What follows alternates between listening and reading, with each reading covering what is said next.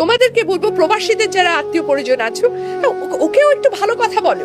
ছোট ছোট ভালো কথা বলা যায়, কিন্তু এবার ঘি বানায় উঠায় রাখবো, তুমি আসলে গরম ভাতে ঘি দিয়ে খাবা, কতদিন হাতের তৈরি ঘি খাও না, এরকম যার যতটুকু সামর্থ্য আছে, কিন্তু তাকেও একটু একটা দুটো ভালো কথা বলতে হয়। ওই মানুষটা কিন্তু দিন শেষে একটু ভালো কথা চায়, সারাটা দিন সে পরিশ্রম করে। এবং প্রবাস জীবন না, প্রবাস জীবন ছায়াছবির গল্প না, সিনেমায় দেখলাম প্রবাস না রে ভাই, আসল প্রবাস বড় কষ্টের।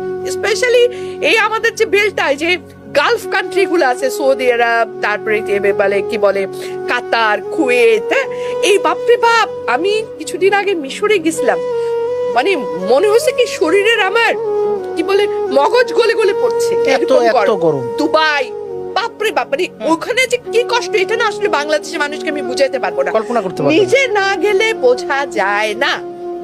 তো এখানে যারা কাজ করছে, কত কষ্ট করছে, আমি তো তাদেরকে স্যালুট করি যে ওরা ওরা মানুষ না, এবং করে কয় টাকা ওরা নিজের জন্য রাখে, আর কি মানবতার জীবন যাপন করে, খায় কি না, একদম একতলা দুতলা ডরমেটরির মতো থাকা একেবারে। করে কিসের জন্য? একটা প্রবাসী যারা এরকম গালফ কান্ট্রি গুলোতে আছে, তারা যেরকম জীবন যাপন করে, যেটুকু খাওয়া দাওয়া করে, যেহেতু কষ্টে থাকে, এই কষ্টটা কেন করে? পরিবারের জন্য করে, পরিবারকে হাসি মুখে রাখার জন্য করে। এই পরিবারের কাছে আমার অনুরোধ যে প্লিজ তার কষ্টকে একটু মূল্যায়ন করো, তাকে একটু ভালোবাসো, বেশি কি আর তার লোকে একটু ভালো কথা বলো। সারাক্ষণ মানে সে ফোন করে মানে কিন্তু খালি অভিযোগ অভিযোগ অভিযোগ, নাই নাই নাই, দাও দাও দাও, অভিযোগ অভিযোগ। আরে এগুলো করে কি হয়, ওর ভেতরে একটা রুহের হায় হয়, সেও তো একটা মানুষ।